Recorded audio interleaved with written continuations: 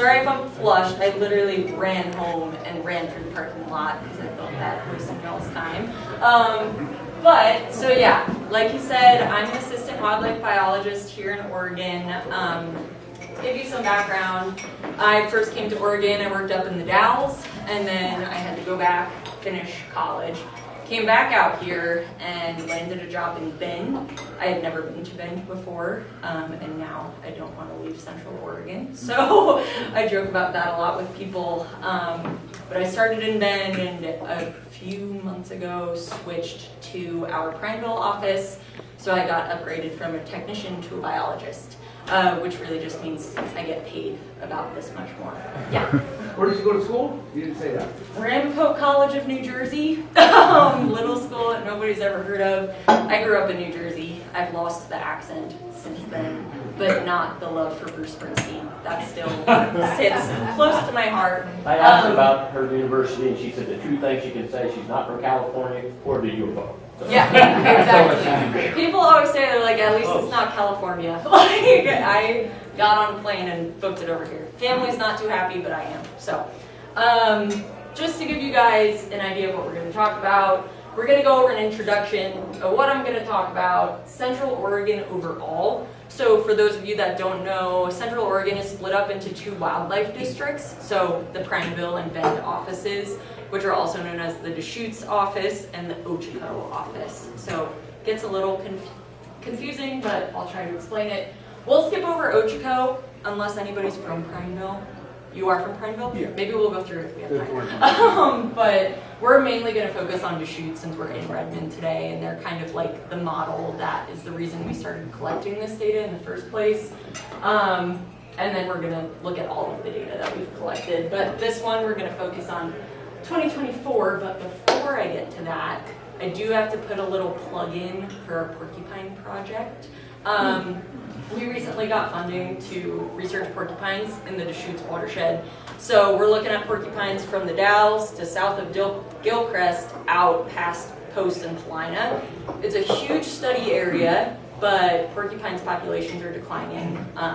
So if anybody happens to know where any are, I have this QR code. I can put it up at the end, or you guys can just text or call me. But we're looking for porcupines, and finding them is the first step of doing our research. So we're trying to spread the word as much as possible.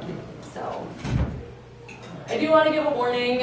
Some of these photos are a little bit graphic. I had my intern look at this with me beforehand. She gave me a heads up on which ones might be a little more jarring, so I'll give you a secondary warning just beforehand. But we are going to be talking about us having to euthanize animals today, but also having to release them. And a lot of these things are preventable, so that's mainly why we're having this conversation today. I'm trying to talk to as many people in Central Oregon as I possibly can to spread the word on this kind of stuff. So, with that, you're going to see a lot of photos on the sides, and every single one of these photos is a photo that somebody within Central Oregon on ODFW staff or somebody who was a concerned citizen took. Deer get themselves into all kinds of trouble. This guy was kind of funny. It was wind chimes, so we darted him. He falls asleep. When you dart them, though, they definitely get shocked a little bit and they run, and we heard the jingling, and then we heard it stop, so we knew he fell asleep. But you'll see photos on the side, and those are all situations that we've dealt with here in Central Oregon. So, our ODFW biologists receive hundreds of calls every year about sick, injured, or nuisance wildlife. So that can mean a number of things, and you guys will see what that means. But wildlife call response, which is a data point on this project, is an instance where we actually go out and we respond. So we go and look for the animal, we go and dart the animal, and we go and euthanize the animal. We began collecting this data in November of 2023. So prior to that, we weren't collecting as detailed data, I'll say that. And like I said, it's collected by the Bend office and the Prineville office, and the goals of this project are to gather data for education and outreach, which is what we're doing here today, but also to identify hotspots of wildlife conflict, to really cut down on it, because it's really not fun for the deer and it's not fun for us. It takes a lot of staff time. I know our assistant district biologist in Bend, He only started a few months ago, and he had to dart 8 deer in his first week. And that is supposed to be like 1% of our job, and in Bend, unfortunately, it takes up a lot of their time for a lot of things that are completely preventable. I had to ask, what are those tubes doing? That's just a wind chime. So, Oh, it ran into a wind chime. yeah, we don't know how they get themselves into half of the stuff they get themselves into. They manage everything under the sun. I have seen a lot of things a lot of times, but we continue to be surprised every day we have to go respond to one. And we're also going to try to guide future interactions to prevent these issues from happening in the first place, so we'll talk a little bit about how we can avoid this stuff. But we're specifically looking at the 2024 data set. We're still collecting it, but just to keep it concise, presenting by each year. So how do the animals recover from the dart? We have a reversal drug, so some, without getting into the weeds too much, some drugs they just take time to wake up, but the drug that we use, we inject a secondary drug that reverses the sleeping agent, and then they wake up kind of groggy and they walk away a little drunk, but they're usually okay. So yeah, first we're going to talk about Bend and Prineville together. So Central Oregon staff responded to 124 calls last year, which is way too many. Other districts probably respond to 20 in a year. So you can see Bend responded to 88 calls. They responded to the majority of the calls, and Prineville responded to 36. And this is a map to show you guys what the district boundaries look like. So as you can see, each district covers a huge area, and the hotspots definitely cluster in the towns that we work in. Although I will say, I think that Bend is going to always have these problems, and we're trying to kind of work against that. Luckily, Redmond isn't too much of a hotspot yet, but you can see that just north of Redmond is starting to become a hotspot for wildlife conflict.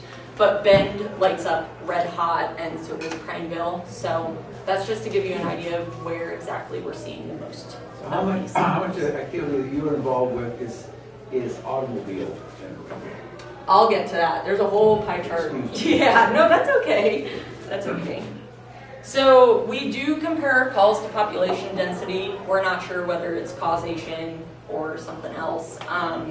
But as you can see, Bend is really red hot with having a really dense population, and Prineville is too. So is Redmond, and you can see the clusters kind of coincide with that stuff, and we get less and less as we move out.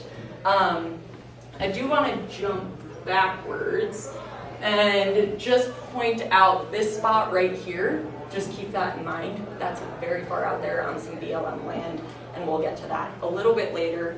But that's just a point to show it's not just happening in town, the stuff that we're dealing with. So, as you can see, we're dealing with predominantly deer issues.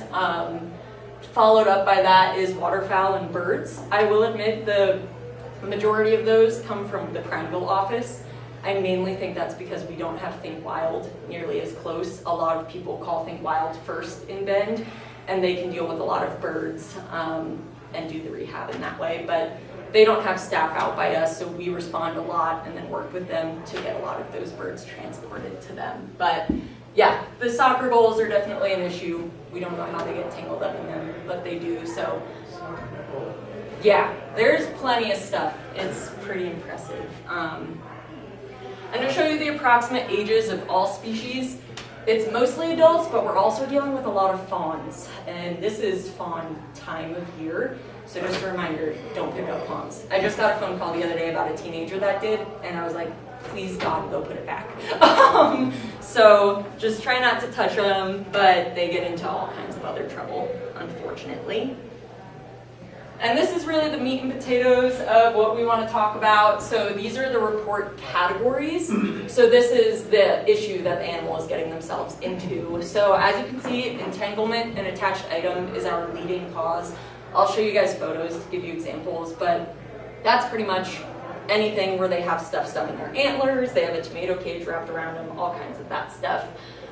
Fence injuries is another big one, and then so is vehicle collisions, like you said. So we do see a lot of vehicle collisions, and we are really lucky in Central Oregon to have some wildlife crossings, and we're actually in the process of getting some more, thankfully. So those will be going on Highway 20, and hopefully that'll cut down a lot on those vehicle collisions. But as you can see, we have a few other ones. We have predation. Sometimes that is a wild animal. Sometimes that's people's pets going after a deer. We have disease, which we have a number of wildlife diseases going on right now, and we'll talk a little bit about that. Trapped or stuck, if they're stuck in something, trapped in something. Nuisance or damage. Those are more so predator calls, which we don't deal too much with in Central Oregon, knock on wood. But we do get aggressive deer on occasion, so those are included in nuisance damage. And we also have a big problem with feeding here in Central Oregon. A lot of people feel like they're doing the right thing and they're trying to help the deer, but unfortunately it can really cause a lot of issues. So we'll talk about that as well. Hey, Mikayla, yeah. do they have numbers, like the wildlife crossings, how many animals they figure that saves a year? They do. I don't know them off the top of my head. But OSU had a grad student that worked exclusively on that, and she actually just defended her master's. And they have a plethora of photos of the animals using the crossings that are down there. actually use it. Yeah. And I That think, they use it, yeah, it's mostly deer and elk. I think they have caught a wolf using one. I think they've caught mountain lions using them.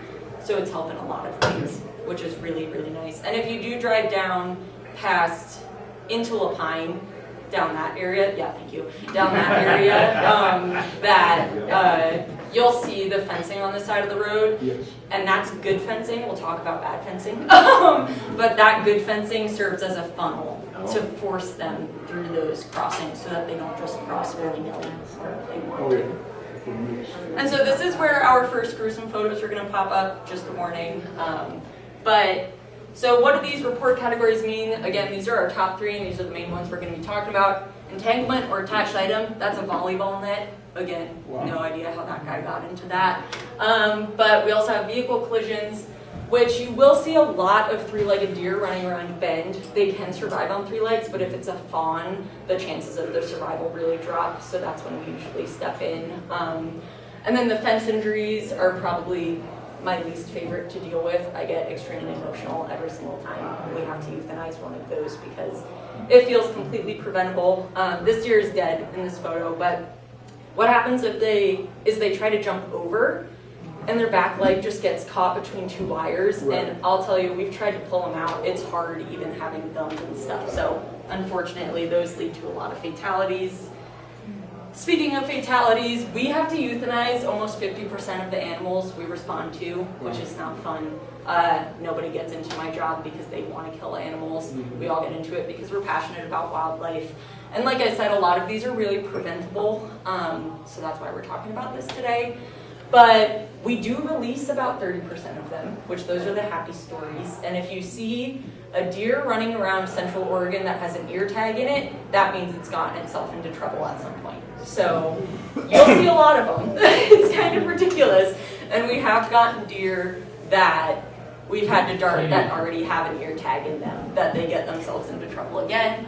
A number of them are dead by the time we get there, unfortunately, but we also have a number of them where we choose to just keep our hands off and hope that the animal can get itself out of the situation. So these are the outcomes of these top three responses. You can see that entanglement is usually resulting in release. It's rare that we have to euthanize those ones, but the vehicle collisions and the fence injuries are predominantly ending in a euthanasia event. It is very rare that those animals can make it out of that one alive. So I'll run through this quickly. This is a lot of numbers, but to give you a hard number, we had to euthanize 40 deer in 2024 just in Central Oregon, and 10 of those, 10 in addition to those were dead when we got there. So a lot of these issues are really problematic, and that's why we're trying to get ahead of it. Some of these deers don't migrate in and out of town anymore. To me, that doesn't really matter. An animal is still an animal. It could breed with an animal that is migrating, so that's why we want to talk about this stuff. We do deal with more male deer, so bucks, mainly because their antlers get stuck in stuff all the time.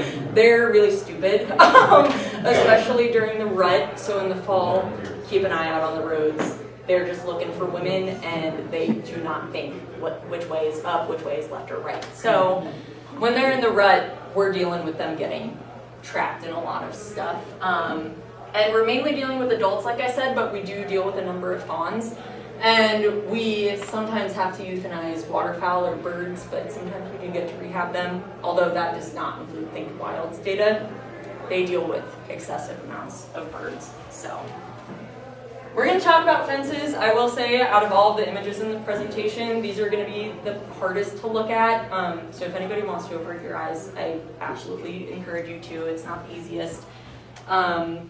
So these are just some of the ones that we've dealt with over the years. Remember when I told you to remember the point on the side of the screen?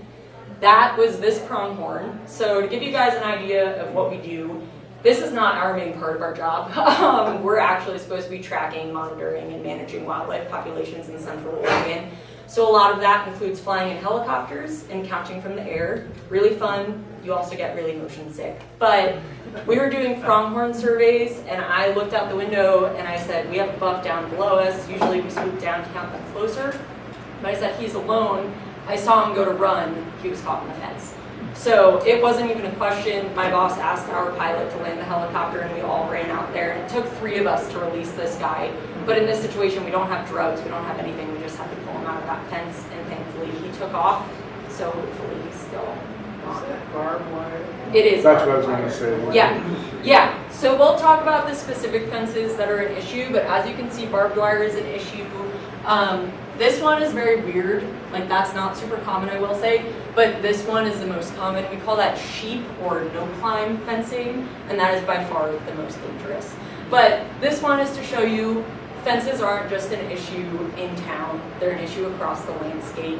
Unfortunately, we're dealing with mostly residential, but we do see this happen on agricultural lands or that kind of stuff. That photo was actually on BLM land, so it's really unfortunate. Those ones definitely make me the most emotional. But as a more lighthearted thing, this guy was completely okay. He was just somehow wandering up there and slipped between the cracks. So that raccoon made it out completely fine. But to give you an idea, like I said, the sheep and the no-climb fencing is our biggest issue. And we see this a lot in neighborhoods because it's really great for keeping your dogs in or stuff like that.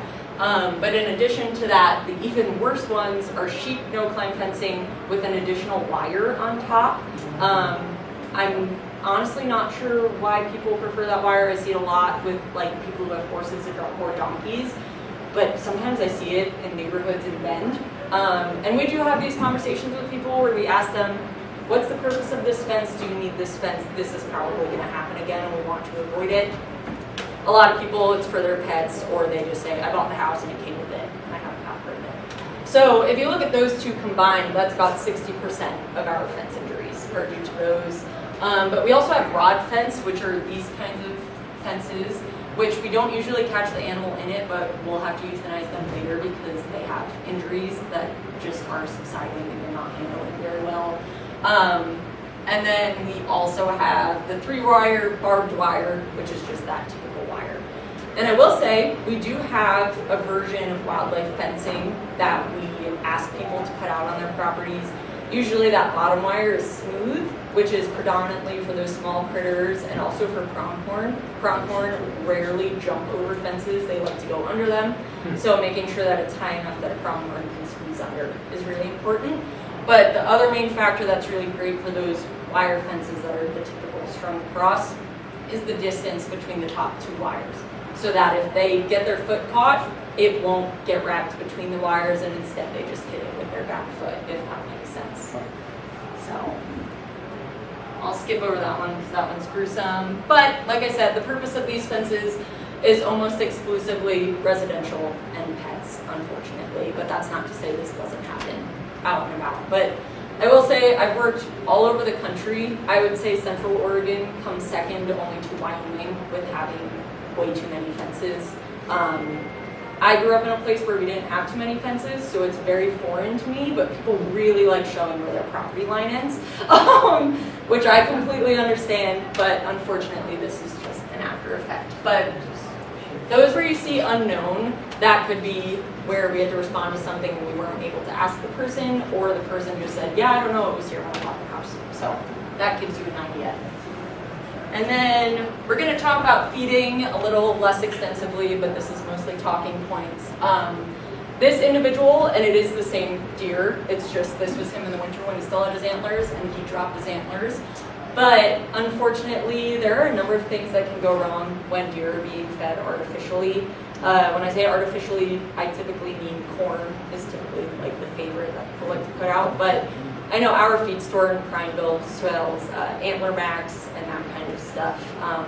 And those are mainly made for whitetail deer on the east side of the country.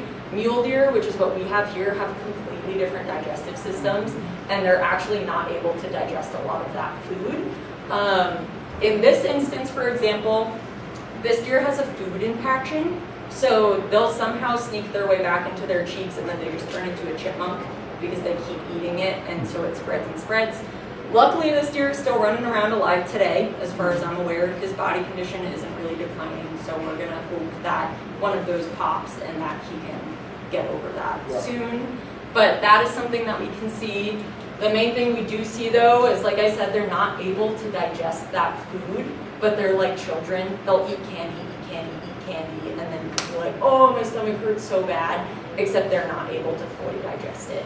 So essentially, they're eating continuously, but they end up, unfortunately, starving to death on occasion. Outside of that though, in Oregon, we generally advise against feeding wildlife for a multitude of reasons. On top of that, another reason is because it can really help spread disease. And how many of you have heard of chronic wasting disease? Okay, so to give everybody an idea, chronic wasting disease is like mad cow, but for deer. We have not detected it in Oregon yet, but it's not an if, it's a when. It's eventually going to hit our state. We're surrounded on all three sides. Every other state has detected it really close to our border. So we think we likely have it, and we just haven't detected it yet, but we are working really hard on sampling the deer that we do get in.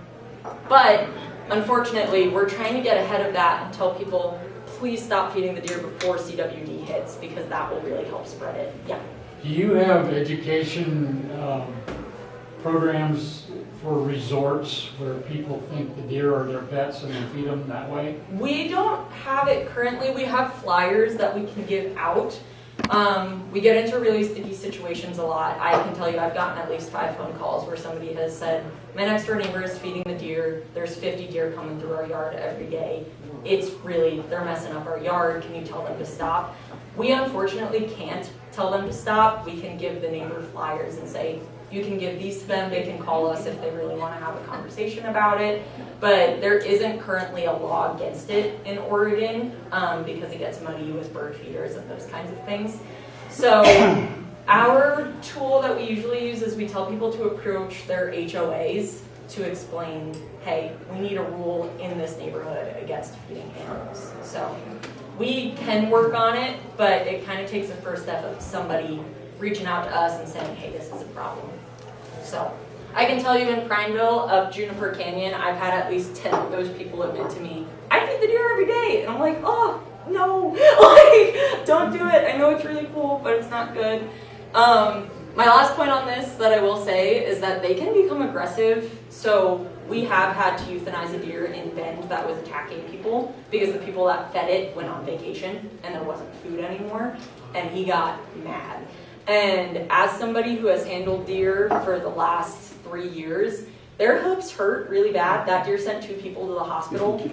They look really cute, but it hurts a lot. So they can become aggressive. They look really cute. I love deer, but they can be really mean. So that's another point that we like to talk to people about. This one, the most goofy of probably all of them, is entanglement. These are least likely to be euthanasia events, and most of the time these deer can get by on their own. But in situations like this one, the deer stuck its head into a Halloween bucket and then was walking around with it on its head, which causes a number of issues, obviously. But we do see situations where they get stuff wrapped around their necks, and obviously that's not great. And another thing that we see a lot is hammocks that are left out in the winter. So their antlers get itchy, but they also just walk around, and I swear they're not aware that they have these giant things standing off the top of their heads. So they go to walk under stuff, or they go to scratch on it, and then they get caught up in that. That deer is tranquilized in that photo, so he's dead asleep, and we're cutting the hammock down. But what we try to push with this entanglement stuff is just to make sure that you clean up your yard in the fall and winter months especially, mainly because that's when we see a spike in these phone calls, is when these deer have their big antlers on them. They're walking under stuff. They don't realize what's going on. It can cause extreme stress to the animal for a number of reasons, and we are able to dart them, but there are occasions that we're not able to get to that animal. So I'll give you an example. In Prineville, the deer are much more skittish than they are in Bend. So we have to get within 25 yards of the animal to successfully dart it. And sometimes their adrenaline is just so through the roof that they fight that drug and we can't get it off. But there is also a risk in using drugs on the animal. So although we do have the tools to fight this, we do want to stop it sooner, if that makes sense, just because it takes staff time, it's risky for the animal, it's risky for us too. So yeah, this is mainly what we see. We see a lot of hammocks. This one was actually in the news. I don't know if any of you saw the video of the 2 police officers standing with that one in Bend. It is no judgment to them, but it's very obvious they don't deal with wild animals. The one man is standing there with a baton like this while the other police officer is trying to cut him down. But to let you guys know, we don't work on the weekends. We're not supposed to. We need previous approval to do so. So if something like this happens on a weekend, we usually can't get to it until Monday. And sometimes we're out of the area, like we're going to Salem next week for a giant meeting. So that's the kind of stuff. That's why we try to get ahead of this and just let people know that this is a problem, because although it can be amusing, it's really dangerous for them, unfortunately, because it can block their vision, it can stress them out. When they fight with each other, their stuff can get stuck together, and then we have 2 individuals that we're dealing with. So that is especially bad, because when they're fighting another one, they get so stressed out, they'll fight that drug off as hard as they can. And this is to give you an idea of what we look at over the years. I will say this trend line is pretty standard for what we look at. So we're still in our slower months, but it is nothing but upwards from here. So that's why we're kind of talking about this now. Just prepare your yard if you can. We try to tell people to hang stuff like 8 feet off the ground if possible. Clean up anything in your yard if you have just like baling twine or random fencing that you did pull down that it's in the yard, or even tomato cages. A lot of the times the tomato cages are put out to protect the plants, but deer are stubborn and they'll step through, and then when they pull out, they pull the whole thing out with them, and then it's wrapped around them and they're extremely stressed. So just a few things to be aware of that we recommend, just making sure that there's nothing too loose in your yard and that kind of stuff. I will say Murphy's Law, it'll continue happening, but we would like to try and make people aware. Kayla, can you stick around a little bit? Yeah. Afterwards, because we're running into overtime. Oh, that's okay. Some people have to leave. But No, that's okay. This is actually the end of Okay. the main stuff. So, yeah. All right. Yeah. Great. Thank That's you. all I have. Appreciate it. Yeah. All right. She mentioned think while. Oh, you want me? Oh, thank you so much. That's so nice. How about Over this way. breaking in front of the flag? Oh, okay, yeah, of course. Oh, perfect. Oh. Thank Thank you. you. All right. Thank you much. Yeah. Appreciate it. You still get deer that come up to